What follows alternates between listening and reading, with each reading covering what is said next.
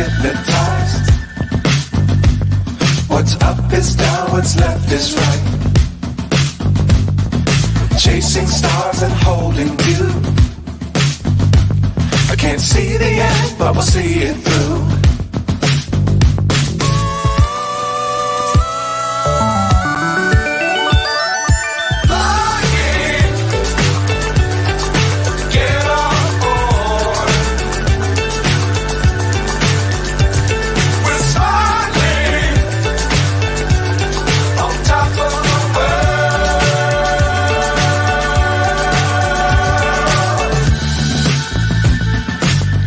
Times don't fly too high.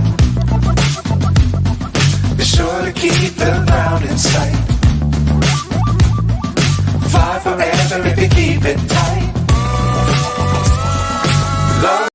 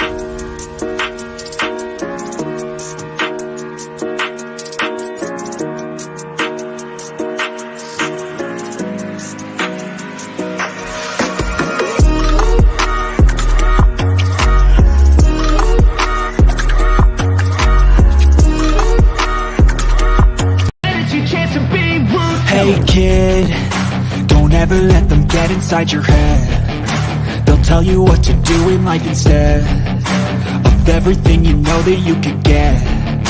Don't let them guide your life towards regret. I'll fight for what I love with every breath. Good evening, good afternoon, good morning. Welcome to the Armoury. Welcome to Full Time Sports Network. Welcome to Sevilla versus Arsenal match preview. We've got my wonderful pod brother down at the bottom. How are we doing, my pod brother? I'm good. I'm good. Nice quiet day today, and yeah, I've been. I mean, I would have the TV on Sky Sports Football. I know what's on now, but I think Boise and Marlin are more entertaining right now, so I've just left it on gold. Definitely, so I'm all good. I love it. How are we doing, G? I know you're poor. And he was a former Gooner as well, God rest his soul. Yeah, he was. Yeah, he was. How are we doing, G? Yeah, I'm all right, man. I'm good, man. As you can tell, I sound a little bit bunged up. Got a cold, COVID, flu. God knows what it is. My wife will say man flu. But yeah, I'm a bit sniffly. But yeah, no, I'm good, man. Did a bit of marking today. Watched the old Ref Watch and all that stuff. And, you know, watching Sky Sports News. And, you know, our goalkeeping situation is making headlines still. So yeah, that's been entertaining. But yeah, no, just looking forward to the preview. But yeah, no, looking forward to the show. Good. Big up to Tony Fulbrook already in the house saying evening, Bobby, Brenny, and G. So yeah, let's get onto it. Now, how are we both feeling? We'll start with you, G. How are you feeling about Seville? Obviously, the last away game in the Champions League was not a great performance. Obviously, we had a bad performance against Chelsea. Still got a point, but this is Seville. They perform in Europe. We all know they do. Yeah, I mean, I'm a little bit concerned. If I'm completely honest, I'm not concerned with the fact that Sevilla are a better side than Arsenal. I'm concerned with the fact that we seem to be a little bit of a Jekyll and Hyde this season in terms of our performances. And I think we saw evidence of it last season. And I'm not going to sit here and say that I expect my team to play liquid football week in, week out. At the same time, I mean, at the moment, I find it really hard to kind of look at our season so far and say, you know what, we were really good in that game. Other than the PSV game, I'm really struggling to see where we have put together a kind of flawless performance, or the performance has been good from the minute we kicked off to the final whistle. And that's a bit of a concern to me. At the same time, we're sitting second in the league on the same points as Man City, having, in my opinion, not really played very well. So yeah, it's a difficult one, but I am concerned about this game because Sevilla do have a phenomenal record in Europe. They always seem to turn up on the big European nights. I don't think I'm seeing a lot of people talking about online about their league position. Well, you just have to look at the FC Lens games to see that really doesn't mean much. It doesn't mean if a team is sitting in 10th, 12th, 13th place, they're not a good team. Because at the end of the day, they're in the Champions League because over the course of their season in their respective leagues, they were good enough to finish in, first, second, or top four, whatever it is, to qualify in their country. So I am concerned. I'm concerned because Sevilla have a very, very strong European record. But also, when we look at our last two away fixtures, notably, obviously, FC Lens and then Chelsea, we were awful. I mean, FC Lens, it was just so bad. And against Chelsea, we didn't really get going or kick a ball until the 77th minute when we got a bit of a lifeline from Sanchez. So I am concerned. If we turn up and we approach the game in the right way and we play our football, I'm not concerned. I think we beat Seville 9 out of 10 times. The problem is at the moment, we're turning up for some games and the vast majority of them, we're not turning up for. However, we're somehow finding a way to get results and pick up points. So, yeah, bit of a 50-50 feeling going into this one, if I'm honest. No, fair enough. What about you, Brenny? Yeah, I'm concerned as well. To echo what G just said as well, it's one of them. It is a pressure game, I find, tomorrow, because you want, after 3 games, you'd always want to be on 9 points, but we have to go for that win tomorrow. I mean, I won't be happy with a point, to be honest with you. You know what I mean? And it's you just don't take Seville lightly, regardless of their league position, and they are specialists, particularly in Europa League. They know what it takes to win in Europe as well. So it is a cause for concerns as far as I'm concerned. But if we turn up on the day, we shouldn't have any problems beating them. But I'm concerned. Yeah, look, I'm with you, and I have to move you, mate, because I feel bad because I feel like I'm shooting you every single time. You're just down there. You've got 2 cannons pointing at you. I do apologise, so I'll shoot myself. It's fine. Big up to Tony saying, I won't put my team in as G is on. Oh, God, here we go. Tony, I was nice to you last time. What's going on, man? I've been very fair. I've been very fair recently. Big up to Luke saying evening all. We've been rubbish this season, in my opinion. I would say that we have been, apart from one game. The only one game I've enjoyed is the PSV game. I will take that game out of it. But yes, pretty much rubbish. I have seen, as you know, I do the watch alongs, so I can say that we have been rubbish, apart from PSV. I think we're in a false position like Spurs were this time last season. We'll wait and see. But yeah, it could all derail. However, we could improve our performances and just kick on. It's one of those at the moment. Big up to Temi. Hopefully Ghost of God is resurrected tomorrow. Saying evening everyone in the chat. Big up to everyone. Right, let's... I love Ghost of God. That's funny. Right, so this is the out list. This is a confirmed out list as of last night. There was a training session today. I've not heard any issues, but Mariano Diaz is out for Seville. Timber is obviously out for Arsenal. Now, as G was saying and Brenny was saying regarding positions, Seville are currently in 13th. They've won 2, drawn 3, lost 4. Average goals scored is 1.55. Average goals conceded is 1.44. 2 clean sheets. However, they've got a better chance created than we have. They've got a 1.9. Ours is sneaking back down again. It's getting really doing my head in now.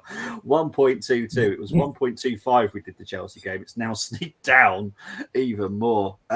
It's horrendous, I have to be honest. I'm not enjoying this chance created stuff. We do need to improve, in my opinion. But I will agree with G and what Brenny said regarding Seville in Europe. They are a different animal. However, they did have a very good game at the weekend against Real Madrid, I believe, G. Yeah, they did. Yep. They got a very good point there. And Yeah. look, I respect Seville. They had an awful season last season in the league, but in Europe, they did win the Europa League. So it's not that bad, in my opinion. Tony has put his team in, so we'll mark that later. I disagree. We've been rubbish all season. We've been good in games, bar Chelsea, Fulham, and Lons. We've been rubbish all season. Disagree. We've been. Oh, okay. We've been good on. I think we've had good halves. We've never been good for the full 90 minutes apart from PSV. I think that's where I can say we've had good 45 minutes. But I don't think we was that's good against what I want. Yeah, we weren't good against Tottenham. No, we weren't. I have to be honest, Temi. We've had good halves, and this is a bit similar to how Tottenham were last season, where they were having good halves. They were never good for 90 minutes. That's why Luke was saying the false position. I do get it. But it's either going to go one or two ways. It's all going to either derail or it all kick into shape and we just kick on and, everything just comes into place. There are certain players that are definitely underperforming right now in our team. We all can name them quite easily. I'm not going to name them because I'll probably get WhatsApp messages saying, why are you picking on my player all the time? But we all know who they are, and I'm not going to pick them out specifically because it's unfair, and I will definitely get messages. Big up to Citizen K. Evening, fellas. Seville away. Always going to be a tough game. Lots of European Cup competition experience and success, and despite current league position, just this weekend versus Real, they showed what they're about. Yeah, they did. The very good performance this weekend, I have to be honest. And they do that. They are a very good team. They've got good players. I'm never going to knock their team. Obviously, you two have got to do the challenge later. I can't knock their team. They've got decent players. But let's talk about Sevilla a little bit with my 5 to watch. Is this really happening? I can't believe it's true. I'm just as surprised as you. Is this really happening? Right, so these are my 5 to watch. G and Brenny can use them if they wish for later for the challenge. It's absolutely up to them. But so is the first one. This is the Xhaka 0.2, as everyone talks about. He's just like Xhaka. And to be fair, he is just like Xhaka. He's a very good midfielder. I love him. Sumer, amazing, good, hard-working midfielder. Not at the greatest season at Seville yet, but I'm sure it will kick in. Look at Bacchio. Watch him. He is going to cause us, especially if Cini's playing. I tell you that Cini's going to have a nightmare. Look at Bacchio. He'll play Tommy, man. He's got to play Tommy. This guy's good. Yeah, he's very good, very quick, very talented. I was looking up Sevilla today, and he was one of the standout players from the games, the comps that I watched. Yeah, Luca Bacchio is very good. Ocampos will be on the opposite direction of Luca Bacchio if he plays. Very good, talented again. He is 29 now, but he's still got some legs. And the final player is En Nasseri, hard-working striker. That I wouldn't say he's prolific by any means, but he does work hard, and that is very important when it comes to a striker, especially with Seville. I think we were linked with him probably a couple of seasons now, if we're honest, but it's one to keep an eye on because I think him up against Gabriel would be a very good, interesting fight, if I'm honest. He is strong. I don't think he'll be up against Saliba. I don't think that's the type of player that Saliba should be up against. But they are my 5 to watch. Now, obviously, G was talking about Tomiyasu being left. There has been 8 squads given to me for this one. So G is not going to mark himself because he's not giving himself a 10. Brenny's going to mark G's, and it'll be vice versa for the other one. So, because I'm not having any of that. But we'll get into the chosen lineups now.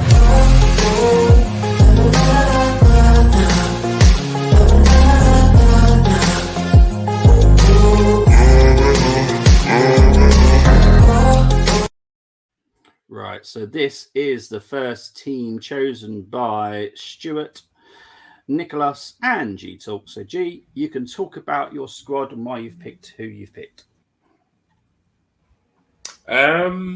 Okay, so sorry, I had a bit of a lag there. So yeah, I've gone with Raya in goal. I'm probably one of very few Gooners at the moment that feel Mikel Arteta's made the right decision in having Raya in goal.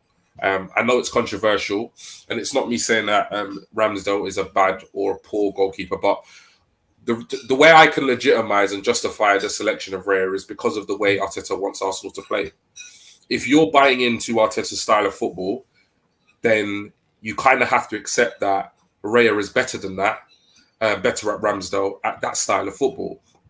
I mean, in terms of like other attributes and kind of other areas of being a goalkeeper, shot stopping and things like that, worldy kind of saves. I mean, Ramsdale can definitely hold his own. But I mean, in terms of distribution, pass accuracy, the amount of passes, building from the back, between the two, whether you want to put it down to the eye test or whether you want to put it down to the stats, that area of his play is better than Ramsdale's. That for me, that's just a fact. So we want to play that style of football. That's what we've bought into with Arteta being our manager. So that's why I'm going to pick Raya. I think when Ramsdale first came to the club in the first season, his distribution was absolutely magnificent. And I don't know what changed from the first season to the next. But if Gooners are actually like really honest with themselves and think back, there was a period before Raya came to the club where literally Ramsdale was just hoofing that ball up top, and we had no target man. We had no outlet up there that could actually get hold of it. All of a sudden, now Raya's coming to the team. I think Gooners are starting to forget that Ramsdale does himself have some flaws, in terms of his game. So I'm sticking with Raya. I think Arteta's made the right call right now. I'm not saying that Ramsdale isn't as good a goalkeeper or potential to be, because I think Ramsdale's younger. I think his ceiling's higher. And I think the areas in which Raya surpasses Ramsdale, I think Ramsdale can work on, because I saw elements of that in his game in his first season when he was at Arsenal. So I think if he comes at it with the right mentality and he improves in those departments, I think he can get back his spot. But for right now, the stats show me and my eyes show me that Raya is the better player in terms of building from the back. And that's why I'm selecting him, because he's Arteta's number one. He's my number one. And I don't honestly feel like you would drop your number one away to Sevilla in the Champions League. So yeah, that's my choice for Raya. The back four basically picks itself. The reason why I'm taking up Zinni and putting in Tomiyasu is basically because of Sevilla's winger. He's going to cause Zinni all types of problems. And we all know that Zinni is not the best defensively. Tomiyasu, for me, is a much better defender. We're away from home. It's a big European night. And I think we need to put more emphasis on keeping a clean sheet and keeping things tight rather than playing inverted and going forward and stuff like that. I think the most important thing is to not concede early, get a control of the game, and then we move from there. Obviously, Gabriel, Saliba, and Ben White for me is just that's our first choice back four. Those three. So I don't even really need to explain why they're being picked.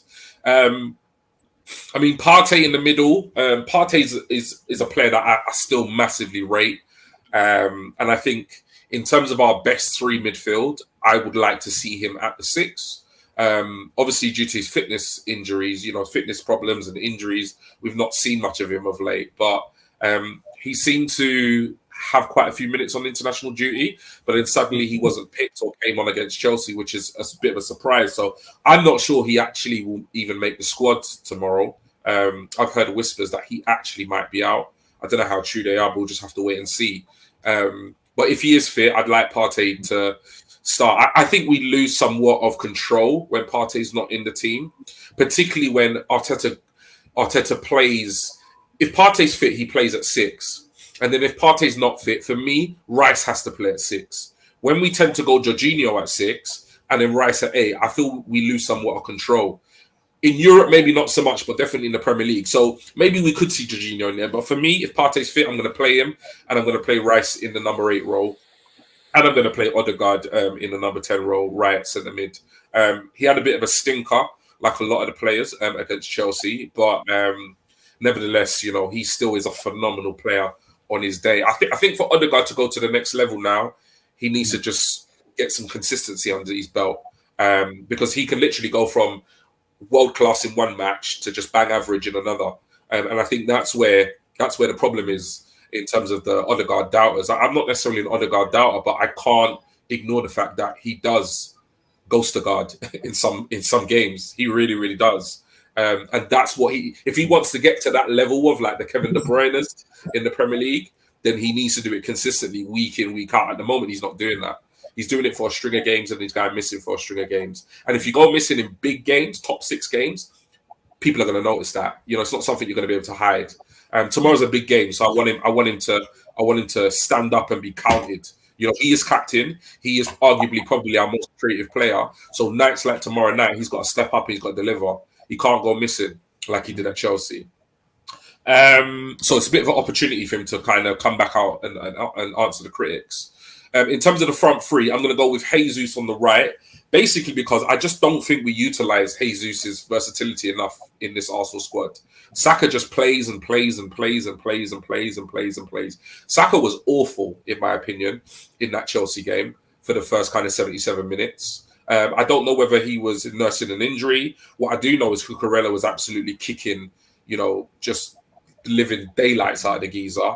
At the same time, he got an assist. And he contributed to the game. So I can see why people will say he should have stayed on, and Arteta was right to leave him on. At the same time, there's an issue here with Saka, and we all know it, and we all want the club to address it. That's why we're all crying out for the likes of Neto to come to Arsenal in January. So for me, tomorrow night, I know it's a big game, but I don't think, as much as Saka set up the goal for Trossard, I don't really see like he did enough in that game to warrant a start. And I just think, for me personally, we don't use Jesus' versatility enough. He can easily play right, and I think tomorrow night is the type of game where I want to play him right. And the reason why is because I don't think he did very well centrally, and I think he could potentially struggle against Sevilla's centre backs tomorrow night. I think we need somebody up there who is a bit taller, a bit stronger, and can give us an option to go long or hold the ball up. And I think Havertz right now is the best option for that. Is he the option that I want moving forward? Hell no. I want an Usherman, I want a Tony, but we ain't got that right now. But if you look at the last 2 cameos Havertz has done when he's come on, he's actually contributed.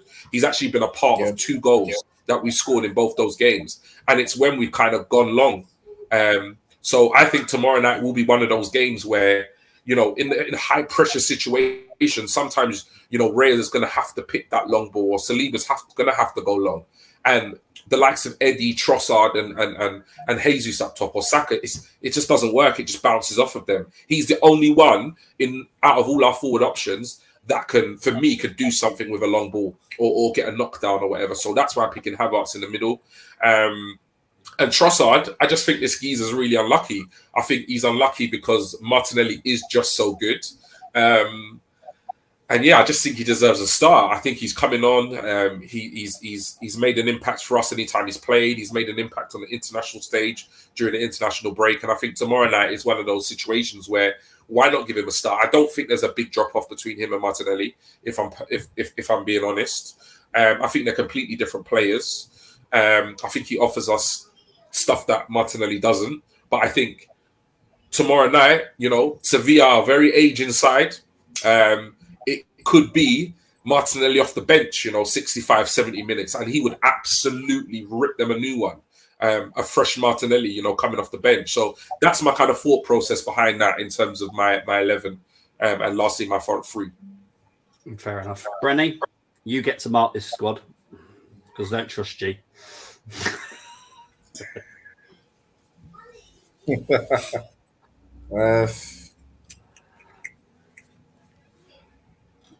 It is a really good 11 though. I would say I have to give this 8 out of 10. Fair enough. It's a really good side. Yeah, I put a lot of thought into the way G broke it down. Yeah, because the way he broke it down, G, really, it's, you know, spot on. Fair play to you, because what I also like is with Jesus. I agree.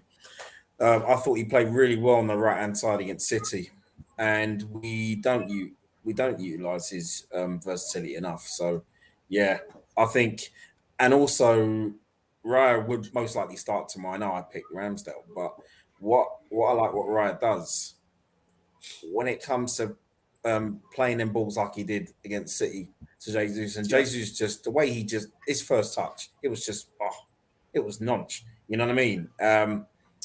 And he'll fight on that right hand side as well. So and Kai Havertz for me is I keep saying the smudger role. You know, if he does an Alan Smith job tomorrow and he does start, for example, that position or coming off the bench, it'll be very effective. So it's 8 out of 10 for me. Brilliant stuff. Let's get into some comments before we get on to Brenny's team. Good day, fellas. It's a fact that we have not been fluid so far this season, but keep in mind we're still in and around the top spot, so it's not as bad as we may think it is. Big up to Neil. Hope you're doing well. Tony saying if we go back to fast football like last season, we were improved, but Pep 2 won't do that, says Tony. Little concern, can't lie. Big up to this person. Sorry, I wish we had translator on there so I can actually see what you're saying. I do apologise, but thank you for being here. Oh, he's saying that G's teams are 10. That's what he's saying. Definitely not saying that, mate. Definitely not saying that. Tony, I know you've put a challenge team in, so I've starred that. We'll leave that for later. Arteta has to play Tommy. Zinni will struggle. Many attacks and opposition goals this season have come down that left side due to Zinni's lack of defensive quality. I don't think Raya is any better with his feet. Alvarez was unfortunate not to score against us. I think Raya is more commanding and better across his. Ramsdale better at shot stopping. G, I'll give you 4 teams: Spurs, City, Lens, Chelsea. What has Raya in common with them? Do you know? G, what's that? I'll give you 4 teams: Spurs, City, Lens, Chelsea. What has Raya in common with them? I have no idea. No, nor do I. I'm not good with jokes. If it's a joke, it's going to go straight into my head. Yeah. Neil, I've seen your 11 as well. I've starred that. We'll come back to that in a bit as well. I don't recall Ramsdale making as many errors as Raya has in such a short space of time. Yeah, 100%. Look, it might be also the big club might be getting to him a little bit. He is a good goalkeeper. I've seen him for years. He is good. I would say he's top class, but like I've said on previous streams, find me a top class goalkeeper that does what Arteta wants. I guarantee you won't find one because I've looked, I've asked everybody. I haven't got a clue. Sorry, G, only a 7. Trossard, not a starter, has proved rubbish starts. Raya, too many mistakes. Citizen K has already also done 11. I'll come back to that. Temi has also done one. We'll come back to that. Seville is 1 loss, 1 win, 1 loss, 3 draws in their last 5. What I normally do on the Premier League games is I do like form guide. I feel that when you go to Champions League, form kind of goes out the window a little bit because it is a different mentality. You saw that against Lens. Lens have been struggling in their league. They play us. They look like Real Madrid. I'll be honest. They were impeccable against us. I agree with G. Saka had a mare at the weekend and Jesus is better on the wing, and that's what he is, a winger, not a number 9. He's made mistakes against all 4, says Tony. Fair enough. Right, let's move on to Brenny's. So this was chosen by Miguel, Brenny, and Moss. So, Brenny, explain. Well, Partey, for me, I'd have him back in the middle of the park. I mean, in that role, he knows how to play against Spanish teams as well. He has that experience. Played in La Liga for quite a few seasons. I think this is a game that, if he's fit, he would be up for. And himself, Declan Rice, Odegaard. I mean, for me, that's the strongest 3 that we have at the club. But like what G said, I agree. You see, with Odegaard, we know what he can do. We know how good he can be because on his day, he's one of the best in a number 10 in the league. one of the best in Europe, and then on another day he could be awful. But we know what he's capable of, and I want to see a captain's performance from him tomorrow, regardless of the result. See, Ramsdale for me would come back. Raya, you know what? He's not a bad keeper, but both keepers have made errors over the last few months. But I just think, you know what? I've always said at the club, there's nothing wrong with having two quality goalkeepers. You know, not just the one. You know, and also I've said that time and time again, goalkeepers can get injured. You know, and so I would bring him back tomorrow, and I would also play Ramsdale against Sheffield United, but I'll talk about it later in the week. The back four, I don't think will change. I think it'll be the same as, but there's players there who do owe us a performance tomorrow. They really do. Jesus in the middle. I've gone with him in the middle again because I know we all know what Mikel Arteta want from him if he does start up front, but he's also. I just hope that he's challenging himself. You know what I mean? It's like you're playing up top. Yeah, you do a lot of work. You know, you're versatile, but you've got to challenge yourself to have this mentality where you're going to score every game. You know that Henry mentality, because he did it week in week out. Even when he didn't score, he'd perform. So Martinelli for me, yes, that's a no-brainer for me. I thought he did really well on Saturday. Saka didn't have the best starts, but I just thought if we can hopefully bring our A game tomorrow and go 3 goals up with half hour to play, then bring on the subs. And Arteta has been really good with subs in the last couple of games. So yeah, that's why I've gone with that lineup. I mean, they owe us a performance. They do. G, it's your turn to mark this one, mate. It's a really good lineup.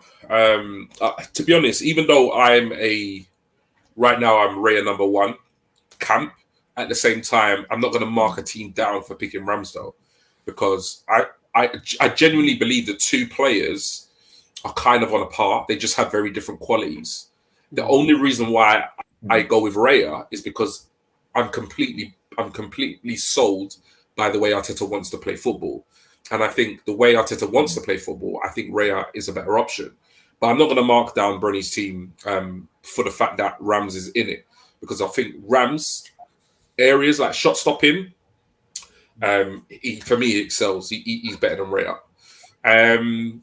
Zinchenko, I'm not gone for him, but he's our first choice left back. So again, arguably that's a better option than the one I chose. The midfield is exactly the same. So for me, it's a really strong midfield. And let's face it, if we look at that front 3, that's our first choice front 3. If we're going to be completely honest, if we're taking out any kind of tactical decision or personal preference or bias, that's our best front 3 players. If you're playing Manchester City tomorrow for the title, you're playing those 3 players, right? You're not going to mix it up with Havertz. You're not going to try something new with Jesus on the right. You're literally going to play Martinelli, Jesus, and Saka. That's what you're going to play. So for that reason, I can only really give that team a 9 out of 10. I can't give it anything lower than a 9 because it's a really, really strong team. The only, even though I picked quite a different team, for me, that's our strongest 11 right now, bar Rams. And even there, it's more or less a like for like, because like I said, they've got different qualities. So I can't give that anything less than a 9. It's a good squad, good 11. Yeah, fair enough. Tony's saying, "Ooh, Brenny, that will run me close. I've got to give you an 8." Pick up to Tony. Yeah, but you would though. I think Arteta will turn supporters against Raya. I understand upgrading, but let's be honest, Raya is not that, says Tony.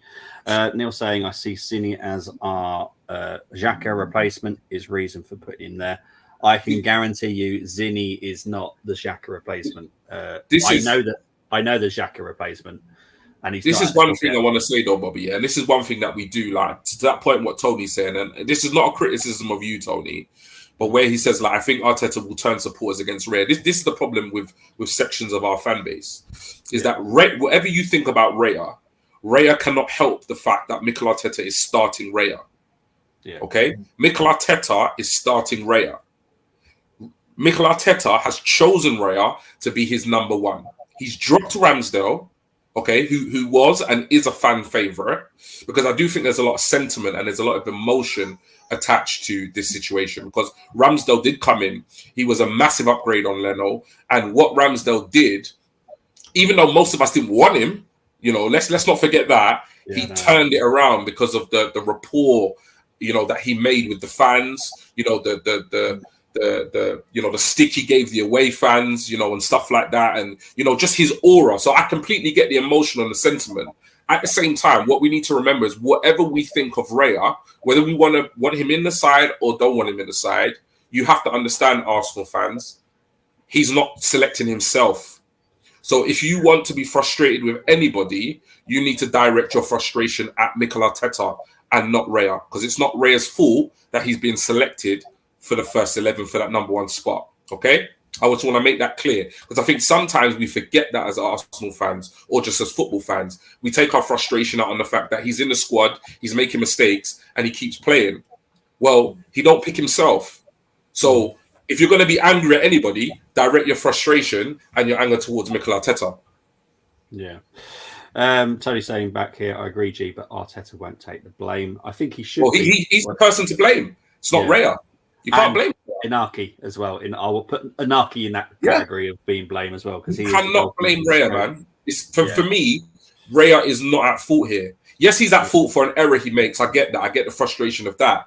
But if you're looking at him and he's making error after error after error, and you feel he needs to be dropped, there's only one man or two men at Arsenal Football Club that can make that decision, and Raya is not one of them. So that's where your frustration, and if any kind of frustration should be directed, it needs to be directed at him and not the player. Because all you're going to do, because we know the players are aware of our frustrations, because you just have to look at the Kai Havertz situation when them guys gave Kai Havertz the penalty, because they know what the sections of Arsenal fans are doing online and what they're saying about Havertz. The same thing, if anything, all you're going to do is just going to crush Raya's confidence, and all it's going to do is going to make his performances worse. And I tell you what Arteta will do. Arteta will dig his heels in and play him, because he doesn't want him to lose even further confidence. So the best thing we can do as Arsenal fans is disagree if we want, but support the kid while he's between the sticks for Arsenal. I take it back to the situation with Eddie and Balogun. I wanted Eddie gone. I wanted Balogun to stay. The club decided, and Arteta, whoever was at the forefront of that decision, they decided that Balogun was the guy to go and Eddie was the guy to stay. Nobody can tell me they've heard a negative word out of my mouth about Eddie this season, online or anything like that. Because at the end of the day, he's a gooner. I didn't agree with the decision, and personally, I don't rate Eddie. But I'm not going to slate the kid, because ultimately the club made a call, Arteta made a call, and he's the one here. And Balogun's now at Monaco. So you got to accept the fact that Raya right now is Mikel Arteta's number one. And if you want to take out any frustration on anybody, it's got to be directed at the club and Mikel Arteta. It's got nothing to do with Raya. He's just doing as he's told. He's doing his job. He can't say, you know what, boss? Oh, guess what? I don't think I played well last game. Let me sit this one out. Come on. Yeah. You know what I mean? We got to use our common sense to a certain extent. Yeah, big up to John Max saying Ramsdale's number one in his opinion. Ramsdale G's the players up. Yeah, there's definitely a character difference between Ramsdale and Raya as well. Raya is very 100%. quiet. Anarchy gave us Cole Hine and Runnison, arguably the worst keeper in Arsenal's history. Definitely, arguably. Cole Hine I actually quite like. I think he's got the talent there. But yeah, well, Anarchy definitely needs to question marks at some point, maybe. Big up to Moss saying, good idea. Support. Well, that's what I've always said. That's football supporters meant to support the club. Don't just pick sides. We are supporters in the end. That's all we are. Exactly. If any of our players are letting what we say about them affect their performance, then I suggest they seek alternate employment because football isn't for them. I know that some players have decided to stay off social media, which I think is the right thing to do. They need to. Because I don't like X, and I know G, you're big on X, but I have to be honest about X. It's the most horrendous place sometimes. I genuinely don't know why any footballer would possess a footballer to actually like be active on there. Like it's just crazy. Like for me, they just need to whichever Arsenal footballers that are on there and active or look at socials, they just need to get somebody else to manage it and just literally ignore it completely because that's not a place to be if you are any type of footballer, let alone at Arsenal, because we are huge on there. In terms of a fan base, we're huge. And the problem with that is that there are so many different sections of us, so players just need to just forget social media, man. Yeah. Tony's saying, I support all our players as I have with Havertz. I blame Arteta more than Raya. Yeah. Havertz deserves zero blame as well. I don't like the hate for Havertz. He did not choose to sign for Arsenal. Yeah. He would have been quite happy to stay at Chelsea. This is it, bro. This is it. The other day, my brethren was slating Havertz, and I said, you know what? I said, who paid 65 million for him? Yeah. Do you know what I mean? Like at the end of the day, if you're going in on Havertz week in, week out, and you think he's so terrible, but then you're lauding Arteta, who do you think signed him? Like it don't make sense in my head. I don't understand how you can laud Arteta. And I'm not saying to like get on Arteta. I'm not saying that. But I don't understand the logic behind hailing Arteta, but then absolutely ripping apart Havertz and Raya, because Havertz and Raya are Arteta players. He brought them to the club. So I don't understand how you can be like hailing Arteta, but then rubbishing the players. And because it doesn't make sense. The two are linked, So, I don't get it. I think sometimes you forget that. Big up to Citizen K. Brenny's 11 gets a 9. Strongest 11, to be fair. Didn't pick City because I think he'll struggle defensively against Luka Bacchio. I'd pick Trossard on the back of a very good performance at Chelsea. Some Arsenal fans were chanting Ramsdale name at Raya at the Chelsea game. Disgraceful. I don't understand fans sometimes. I really don't. 1,000% says G Talk. Same goes with captain because it ain't the army. I will disagree when it comes to the mentality of a captain regarding how you are in the army. It is very similar. You have to look at when your team, right? So basically, my troop, Odegaard's team is on the pitch. If he sees the players are down, you are the one that has to raise them up. The only person that I've seen that doing that in the last 2 games, and I've said it every single time, is being Declan Rice. Odegaard, when the team is down, he is down as well, and he doesn't pick them up. I have seen many fantastic captains at Arsenal Football Club. Tony Adams, Patrick Vieira. When the players are down, they are the ones shouting at them. Now, that may not be the best way of doing it. It definitely wasn't my way of doing it as a captain in the army. But it is very similar to the army, because when you've got someone that's got a personal problem and they're with you somewhere doing whatever they're doing, you need to pick them up, because you can't have a weak link. Currently, our weak link, technically, is our captain, because he's not picking the team up when they're down. So, yes, I would compare it with the army. Sorry. I think Luke in the WhatsApp group the other day summed it up perfectly, in that Odegaard is a very good role model. And he is. He's a very good role model, but he's not a captain, and he isn't. And you're bang on, Bobby. Rice is the captain, even without the armband. Very similar to the Xhaka situation. He is leading without the armband. But for me, it's inevitable. It's inevitable that at some point, Mikel Arteta is going to have to make that decision and make Rice the captain, because he is. Luke was bang on. He's a good role model. He's not a leader. He's not a captain. Not at all. That's why I don't agree with because it ain't the army. The mentality of a captain counts for, even if it's a team manager within a business, you can class that as well, like a team leader. G, if he was the head of his history department and had other history teachers, he would notice if there was a history teacher that was struggling Yeah. with teaching, he would be the one that would have to pick that person up, saying, okay, what's the problem? Why are we struggling?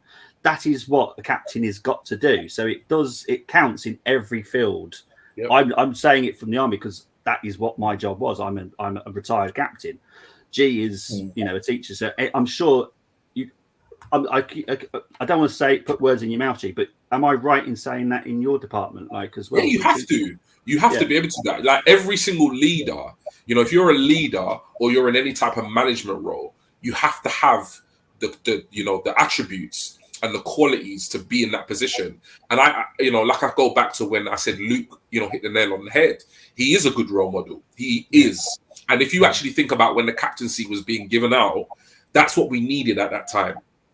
We needed, because you got to remember, like, we were transitioning from being a very unprofessional setup in terms of the Aubameyangs and the Lacazette and the dancing around the changing room and all that nonsense that was going on. People turning up late and all of that. And we needed somewhat of a role model to show all the young players and all the pros to say, look, this is what it is. And I can imagine Odegaard does that very well. He turns up on time. He works hard, etc., etc. But that don't make him a captain. At the time, he was the best of a bad bunch. Because there was all that, stuff around the Xhaka thing and as well, and all of that kind of past history stuff going on. So he was the best option of a bad bunch. But when you see Rice and you see him play, it's obvious. It's so clear that he's going to be Arsenal's future captain. And we're talking about players going missing. You look at the stats and you look at the man of the match performances that Rice has put in against which teams? Manchester United, man of the match, scored. Chelsea, man of the match, scored. And the other one was City, man of the match for Arsenal. So he's won 3 man of the match performances in 3 games against arguably top 6 sides. That because he's a big game player. He's in the big occasion, at the right time, he steps up and he delivers, and that's what you want. That's what you want. So I put a tweet out after the Chelsea game, and I literally put it out there, and I knew it would cause controversy when I said it, but I said it's inevitable. I say this with the utmost respect to Odegaard and his captaincy so far, but Rice inevitably is going to be Arsenal captain because he is a natural leader and he has all the qualities and all the attributes that you want and that you need and require to be a captain. So people might want to say, they might not want to accept it, but it's fact. That's not controversial. It's not controversial, G. No, that wasn't controversial. You know what X is like, though, bro, innit? People like one geezer said to me, like, how dare you? You need to delete this tweet and this is a disgrace. And I was just like, mate, it's not a disgrace, it's just fact. It's fact at the end of the day. Like, Rice is a natural leader and he's future captain at Arsenal.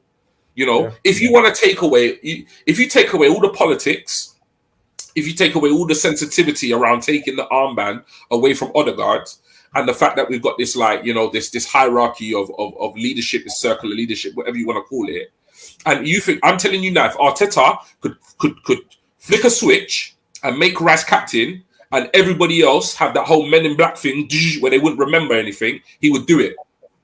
He would do it. He would make that call. He would make that call now.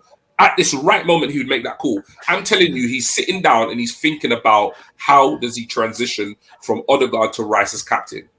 That is what's happening. But I get it needs to be, and that's what I said in my tweet, it needs to be managed sensitively, because you can't just take the armband from Odegaard, because he's still going to be in the squad. He's still going to be an Arsenal player, so it does need to be managed correctly. Conversations need to be had, and there probably needs to be some kind of, integration or slow transition to take place. But take away all the politics and all the sentiment and upsetting people, he'd make Rice captain tomorrow if he could. 100%. Yeah, 100%. Yeah, I love the Men in Black.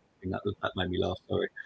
The way we're playing is down to Arteta, says Tony. They travelled today. Rami on the plane.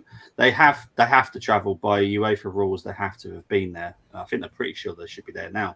I think like a certain time they have to be there because Newcastle got punished last time. They weren't there on time. You have to be there on a certain time the day before. So yes, everyone will be there. We have to support our players, period. But we are well within our right to. Oh yeah, you're definitely allowed to criticise a player, even if it's your favourite player. You're welcome to criticise your own. I do. Martinez's my favourite. I will decide he's a bad player. Brenny does it every time we do it we do the reactions and stuff. You have to, because you can't live in this little bubble where everything's okay. You know, but even managers as well over the years. Yes, I've never been happy with when Don Howe. I remember there were certain things he did.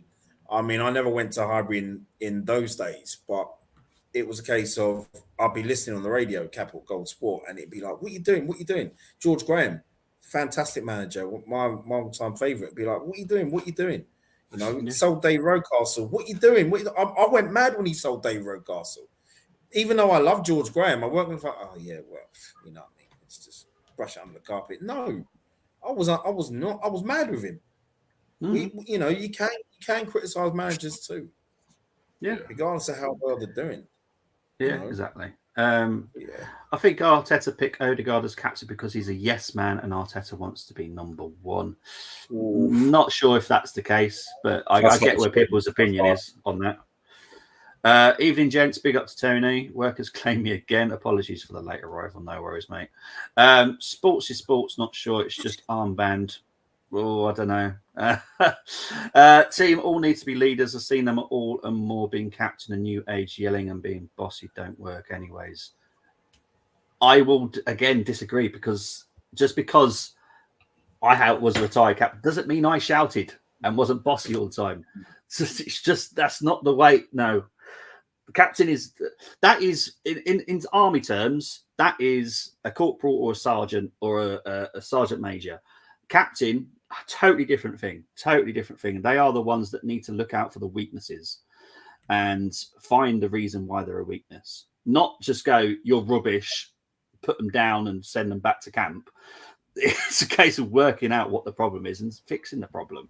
I hope I don't come across as a bossy person because I'm pretty sure I know my partner doesn't say I am, but you know, I see a weakness and I try and fix the weakness. Don't just go, you're rubbish, go away. See you later. Rice for captain said Citizen K. Evening Silver one. Show should not be a focus of argument. I don't think we're arguing. It's just opinions. Everyone's entitled to their opinion. I personally think Declan Rice should be captain now.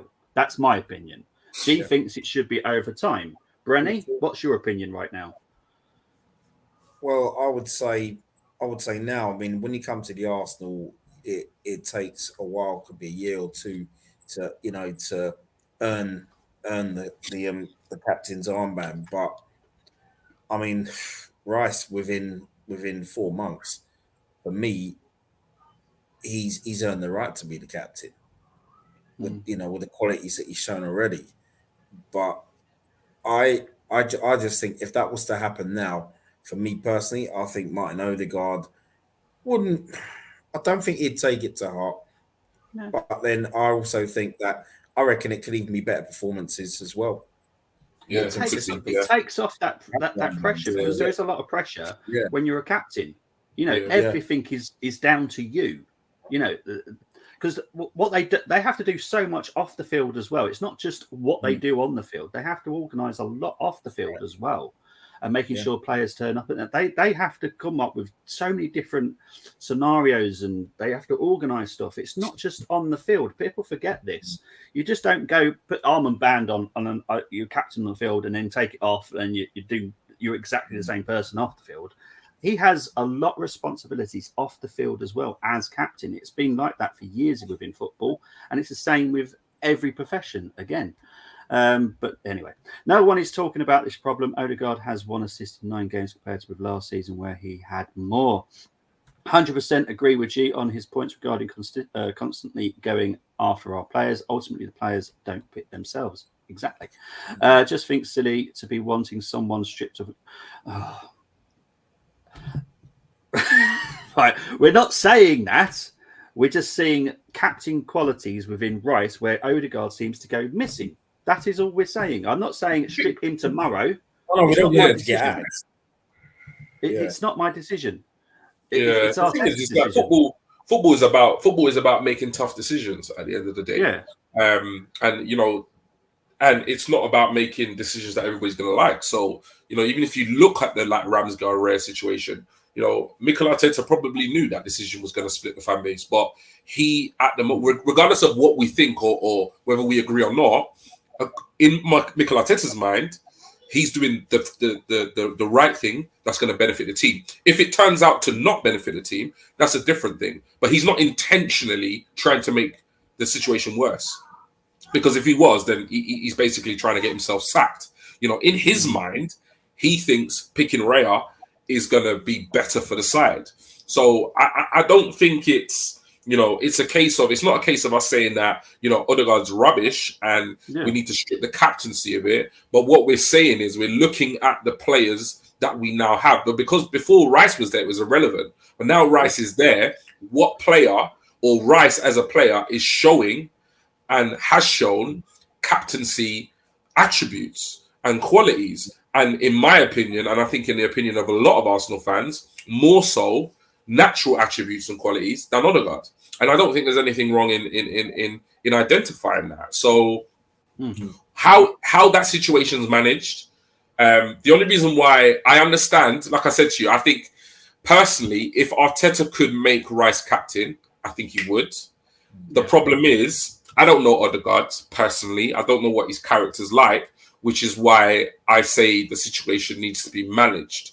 Because I've worked in situations, not in football, but I've worked in departments. I've worked in, you know, both in school and in corporate situations where you sometimes want to make a decision, but you do have to somewhat tread carefully. You have to manage people because people have emotions. The last thing Mikel Arteta would want to do is to strip Odegaard off the captaincy and it affect his performance or affect him mentally.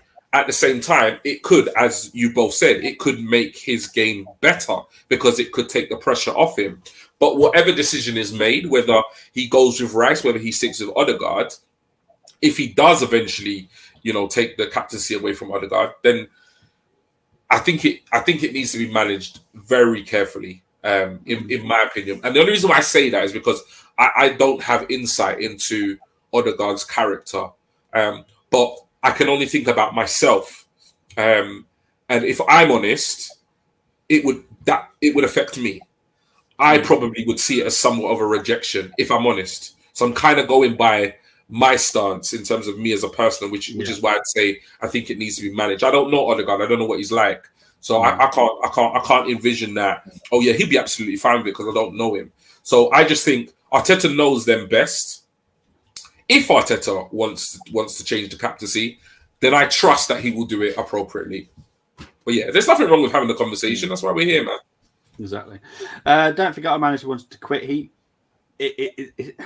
He was questioning himself at the end of last season. He felt that he could do things wrong. Did he choose?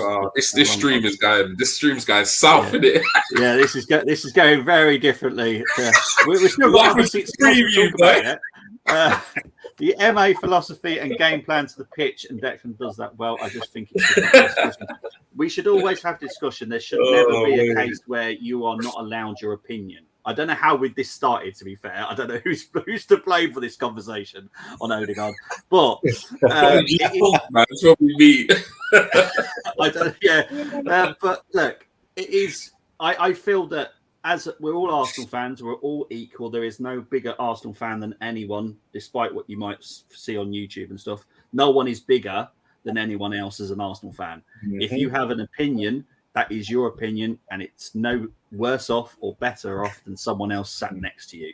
There is always welcome for discussion. I will always be listening to discussion. Unless you come out and say Arteta is an alien, I will never disagree with your opinion. So yeah, that's just me. And let's not forget he's got the 100 million tag to wear. Big up to Hayward's Army. Thank you ever so much. Okay. Right. Okay. What's going on there? John Mack, loving it. Good. Gee, I would use that on you so you forget how low you score.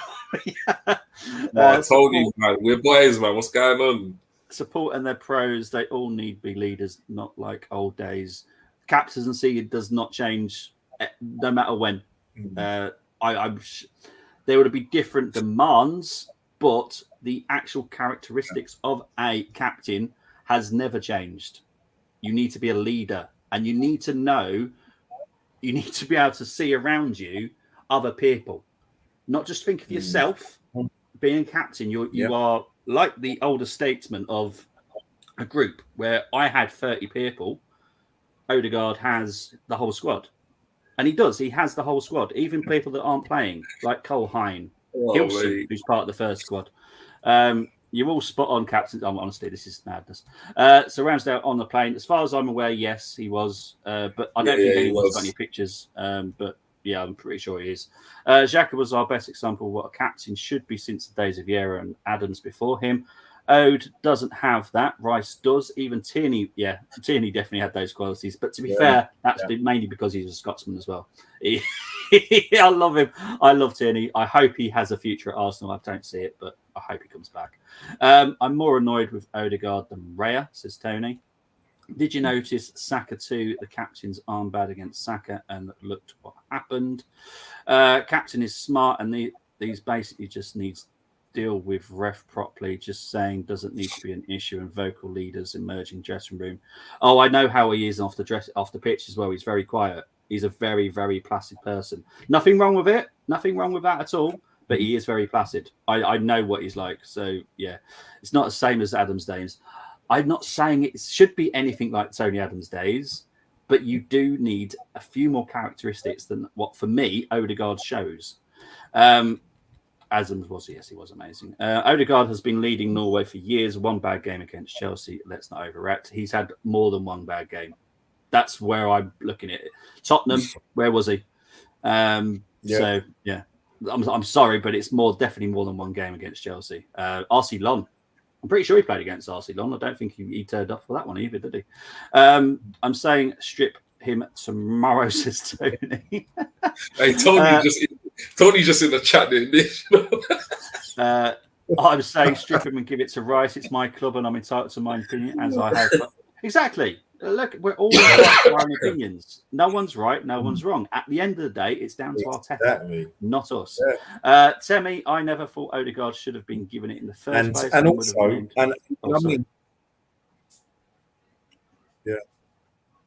No, carry on. Sorry, mate. Not for us to decide. Captain's the manager and dressing room. It is just literally down to the manager. There is no dressing room vote. That's absolute rubbish. Little London derby starting. Don't care.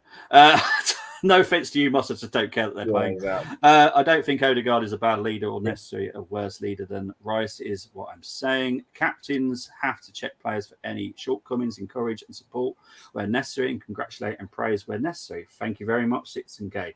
And what I would say is in the army, there's a thing called a padre. Now, all padres are given the ranking of captain for a reason.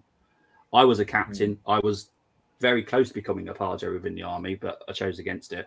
But that is the kind of characteristics that Citizen K has literally put there. You have to be able to congratulate and praise them, look at their shortcomings, just look at everything about them. And Odegaard is not that type of person. He's a very nice person, very placid. But when he sees the team failing on the pitch, he is not the first person I see going, come on, guys. It's always Declan. Always. Every single game I've seen Declan do it. G-Style. Okay, thank you very much. I'm glad someone's Bobby, Arteta is an alien, mate. Fair enough. Arteta could be an alien. Okay, I'm starting. Sorry, never mind. I would encourage Arteta to have another think about whether he's the right man to carry on at the end of the season. That is the conversation that will definitely happen at the end of the season if our targets are not met. As simple as that. There will be a conversation if our targets are not met. Ramsdale flying the plane and left Arteta behind. Big up to Geordie. Hope you're doing well. Right, Temi, only good opinion. Bobby, I'm always right. Okay, fair enough. And Odegaard does all that since Kate big time. That's your opinion, Moss. But unless you know him, You don't know if he does all that. That's your opinion about him. That's all I'm saying. I'm not saying you're wrong, but that's your opinion because you don't actually know what he's like personally. Yeah. Like you don't know what Can I he say? does. Yes, sorry, Bren. Yeah, can I also say, with the Rice caps, I mean, you also if he was going for a job interview for this, he'd most likely get it because the experience of what he has. He was a captain anyway at his previous club, the third biggest club in London. So you know what I mean. It's yeah, he was a great leader there. Yeah. At West Ham, he showed all those qualities. Yeah, he did exactly. You know what I mean? And he was a captain at a younger age at West Ham as well. Yeah, he wasn't was. Yeah, Yeah. and he's brought this to us. Yeah. It's proper London captain. Just no mess. He's obviously got Irish blood in him as well because he doesn't take no rubbish for that either. So I love him to bits. Anyway, we've got to get through these teams because we've still got the challenge to get through. So let's quickly go through these teams of ratings now. Brenny, can you rate this team by Carlos Jonas and the silver one? Ramsdale, White, Saliba, Gabriel, Tomiyasu, Partey, Rice, Fabio Vieira, Saka, Trossard, and Eddie Nketiah, please. Damn, looks like you're over league squad. That's a 7. Okay, fair enough. We'll quickly go through these. Sorry, guys, we're going to have to go quick because we've got the challenge to do still. G, this one, please. This is Raya, White, Saliba, Gabriel, Tomiyasu, Jorginho, Rice, Smith Rowe, Nelson, Trossard, Jesus. This was chosen by Satvik. Yeah, I'm going to give this a 7 as well. Okay, brilliant stuff. Too many changes for me. No worries. This was chosen by Ben, John, and Luke. I swear that feels like a song with that trio, I have to be honest. Ramsdale, White, Saliba, Gabriel, Tomiyasu, Partey, Rice, Odegaard, Saka, Martinelli, and Jesus. Brenny, can you rate this one for me, please? That's an 8. 8 That's right there. 8. Awesome stuff. Let's move on to Zena, Albert, and Richard, who went for Ramsdale, White, Saliba, Gabriel, Tomiyasu, Partey, Rice, Fabio Vieira, Havertz, Martinelli, and Jesus. G, can you rate this one for me? Don't like Havertz where he is. Don't like Vieira. So I'm going to go 7 again. Okay. We've got 2 more still to do. Mehmet and Karen, Brenny. This one is Ramsdale, White, Saliba, Gabriel, Tomiyasu, Partey, Rice, Smith Rowe, Havertz, Martinelli, and Nketiah. Oh, that's a 7 for me. Okay. Yeah. And the final one on these ones is for G. Ramsdale, White, Saliba, Gabriel, Tomiyasu, Partey, Rice, Havertz, Saka, Trossard, and Nketiah. 7 again. 7 again. Brilliant stuff. Right.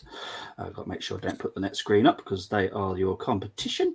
Right. Let's quickly go into the teams that people gave us. Tony, Ramsdale, White, Saliba, Gabriel, Tommy, Rice, Partey, Odegaard, Martinelli, Havertz, and Saka. I think we might have had that one. Let's have a look. I can't see it. Oh, no. That's actually a new one. So quick rate on that one, please, Brenny.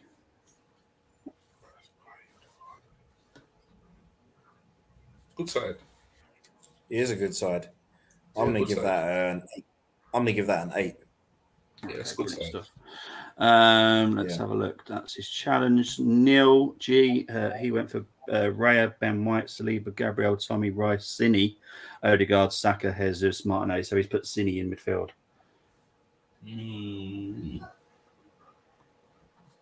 Despite Cini being in midfield, again, it's still up. It's when you went BW, I thought you weren't.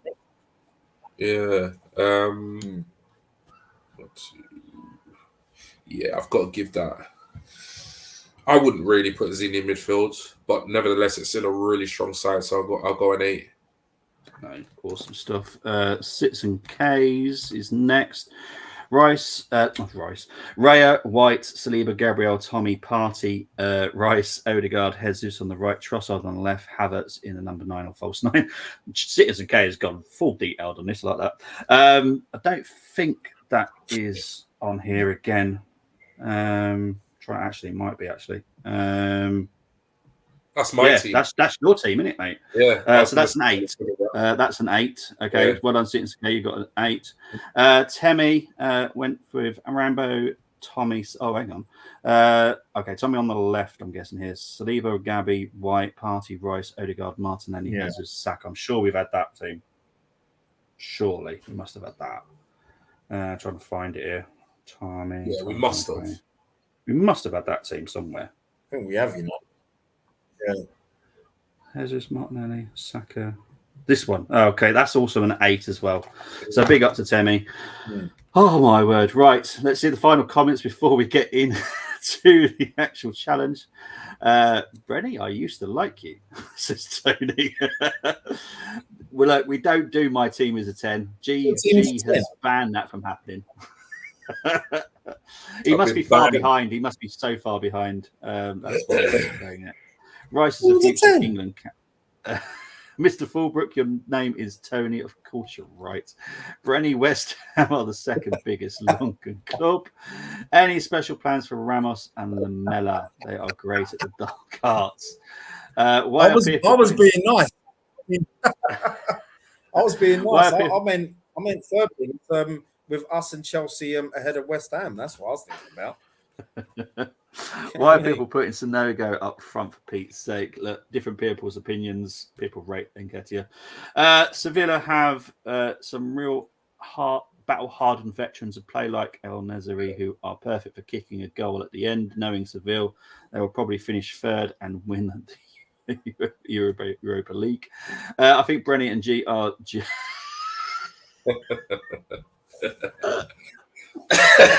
Okay, I'm part German. I'm happy to use 9, so that's not the case.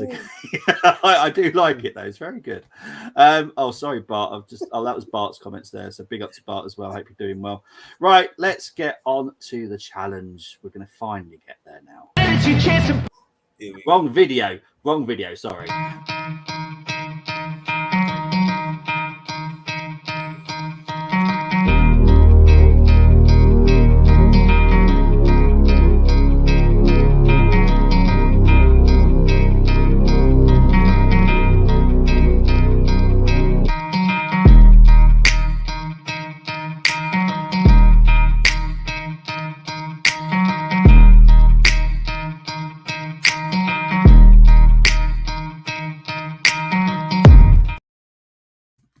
Right, so we all know how this was played, so I'm just putting their names up there because they're both going to have to do this. I'm going to give G the 3 players because Brenny has to do this with me a load, so I'm going to give him a little bit of a break today. So he has to pick the 2. G has to pick 3. So we're going to start with G first, and also the same formation that we had against Chelsea is the same one for Seville, so it's a 4-2-3-1. I will allow some molding of players if they can't fit, so I will allow some of it. There is obviously an auto fail with Arsenal. Everyone knows the auto fail with Arsenal, so if you dare pick him, I honestly will just take you off screen and never speak to you for about 2 weeks. But there is one in Seville, so I will warn you. And yeah, I've got a feeling you will pick him, but we'll see. Right, G, we'll start with you for the first player, please. I'm going to go with their centre forward.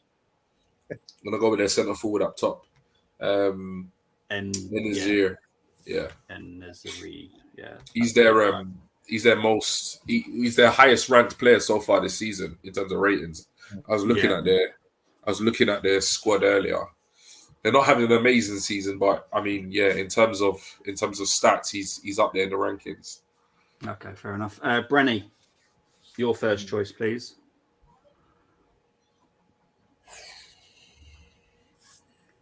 I'm going to go with an experienced midfielder in Ivan Rakitic. Okay. Ooh. There we go. G? I'm going to go with...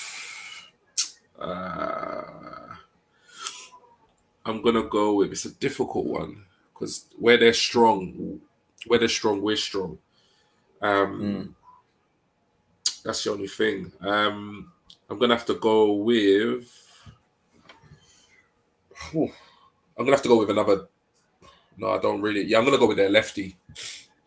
Sorry, the right. Is he a right? Yeah, right. The right guy. Luca Bacchio. Yeah, that's it. There you go. Okay. Brenny?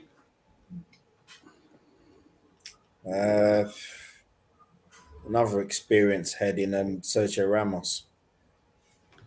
Where are you putting him? Sorry. He can go on the left side.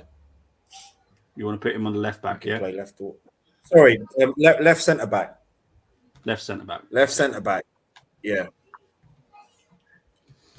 Okay, and G, your final player, please. It's gonna have to be the other DM, Sal. Okay. Okay.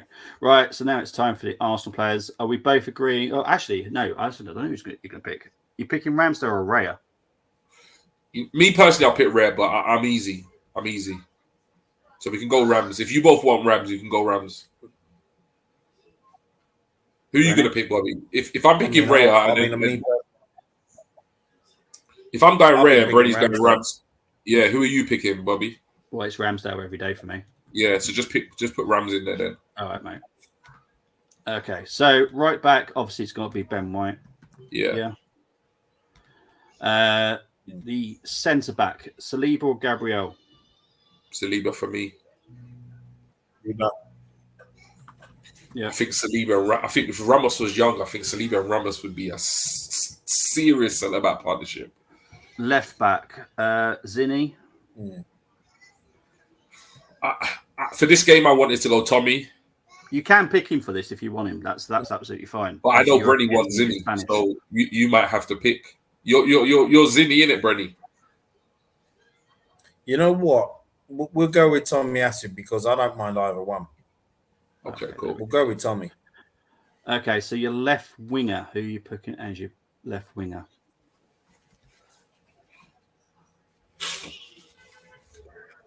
For me, it would be Trossard for this game, but again, I've got no qualms with Martinelli. I think if I'm looking at the players that we've got, if we're looking at the players that we've got up top, in that we've got 2 of the 3 are the Sevilla players, I'd probably be more inclined to go Martinelli for this. Okay, Brenny? Yeah, Martinelli for me. Okay. Yeah. And then the final players, so just behind the striker, you obviously can put Odegaard. You can't put Saka. I just don't feel he would be playing there. And obviously Havertz, and so yeah, there's a few options for you here. I mean, so who for me, it would be Odegaard. Okay. Yeah, likewise. Okay. Yeah. No worries. All right, so this is G and Brenny's team. We've got Ramsdale in goal, Ben White, Saliba, Sergio Ramos, Tomiyasu, Rakitic, So, Luka Bacchio, Odegaard, Martinelli, and En-Nesyri. Good team. However, someone did pick the person. I can't stand him. I get that people love him. I can't stand him. Ramos. Yeah. He just winds me up too much. There gets to a point where you can do a lot of tackles, but he literally just loves to wind people up as well, and I can't stand that in a defender. So you two have unfortunately lost. So now we're gonna have to pick out a winner out of these two. So big up to Salvador. Absolutely love his name. Very, very entertaining person, I have to admit. He's gone for Ramsdale, Jesus Navas, Bade. I don't know who he is, to be fair. Gabriel Acuna, Rakitic, Rice, Saka, Havertz, Martinelli, and Nesyri. I thought that's a very good team. However, when Emilio gave me this team, I was like, I like that one. I like that a lot. And I had a feeling you two would struggle beating this team because it's the fact that he's gone for that back 5 as well. Yeah, for me, it's hands down Emilio. Yeah, for me, it's Emilio. So, Brenny, you agree? Yeah, Emilio? I agree. Yeah. Oh, 100%. Yeah. So, well done, Emilio. Excellent stuff. Right, let's get into the comments. Also, get into Tony's team that he did the challenge earlier as well. It'll be interesting. Everyone's saying everyone knew it was Ramos in the chat. Yeah. Sorry, guys, it is Ramos. I can't stand the bloke. That's a weird one, because I thought it'd have been a fullback. You know what I mean? So, well, he technically was also a right back, though, wasn't he? He was a right back. Yeah, he was, wasn't he? Yeah. There he was. Right back and centre back, yeah. G giving himself a 10 and wishing himself happy birthday on Twitter was a special time. It was a special time, man. Kind of like that Riddle says at 11. Ramos is a no. Yeah, see, Ramos is the one everyone knew. Born It's a winner, couple- born winner, man. I like winners, man. I like winners. What can I say? He just winds me up. He's one of those players. I just think there's a red card in him every single game he plays, and I don't like that. Enough winners. And there you go. Tony's literally put it. Ramos is Spanish for a red card. He really winds me up. He really does. Capos darn good too. Yes, he was in my 5 to watch earlier. If you had watched that bit, I did talk about Ocampos. So Tony has gone with Dimitrov. You had to pick the goalkeeper that I can't say. Dimitrovic. Is that how you say it? Dimitrovic? I don't know. White, Saliba, Gabriel, Barde, Rakitic, Rice. Dimitrovic. Thank you very much. Mir, Suso, Saka, Martinelli. Because I know of Mir, because he actually used to play for Wolves, it's a big no-no. He sucked. Absolutely awful player. He's a bit like that Fabio, what was his name? Fabio Silva. Oh, horrible player.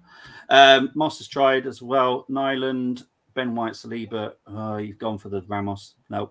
Navas. He would. To be fair, Navas was very close to being the other player, but I was trying to be fair because he's old. That's why he's now a right back.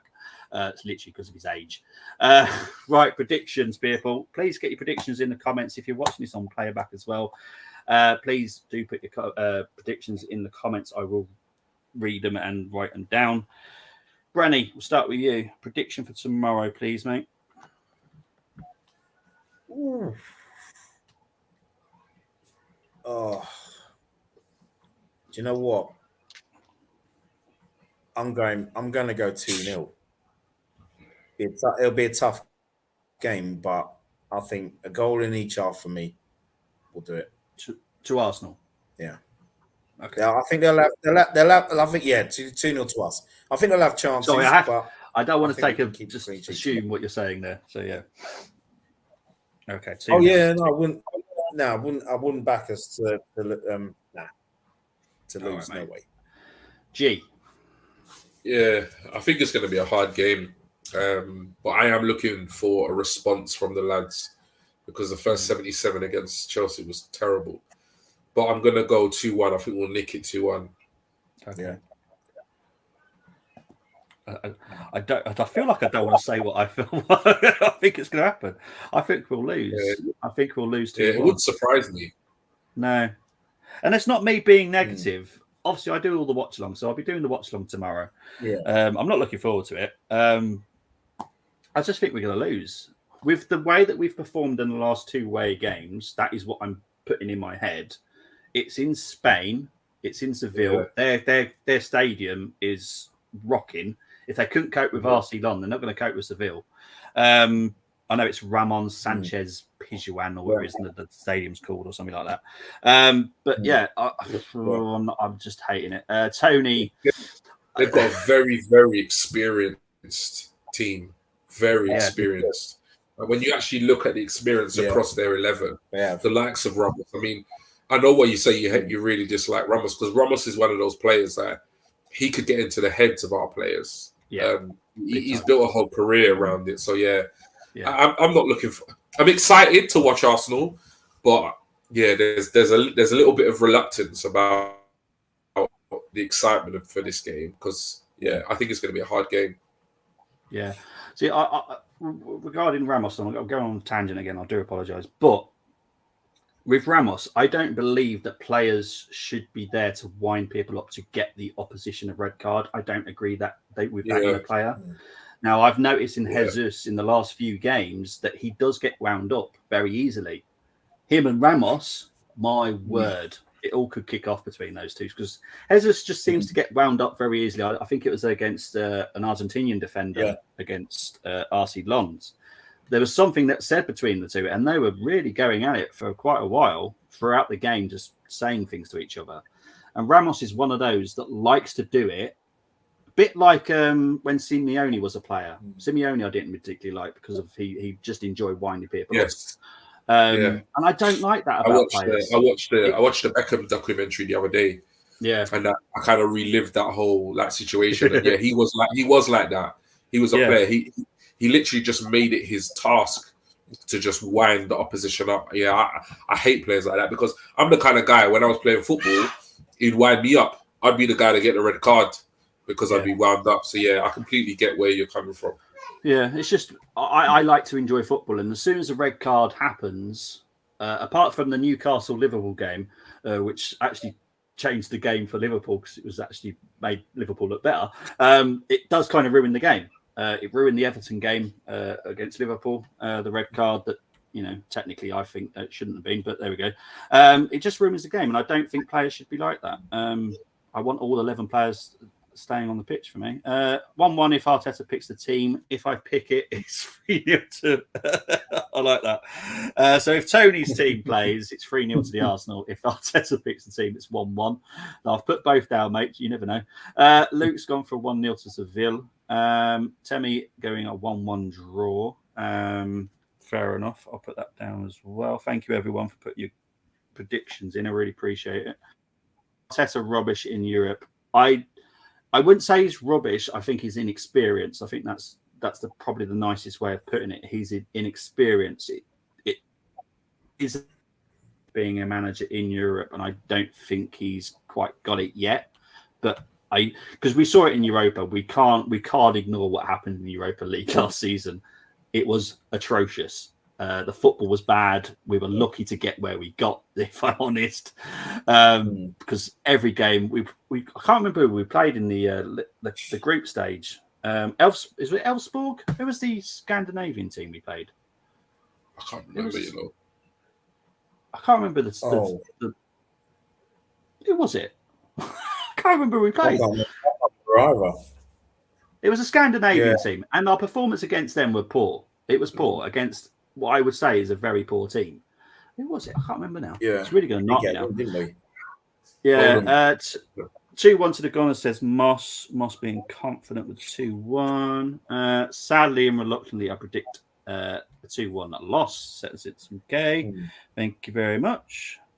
It's a very mixed bag, people. I have to be honest. I've changed my mind. 5-0 to the Arsenal. I will put the 5-0 and the 4-0 down. Thank you very much, Temi. Bodo Glimt. Thank you. Yeah. Thank you, everyone. I knew someone. I do too many games, guys. I forget.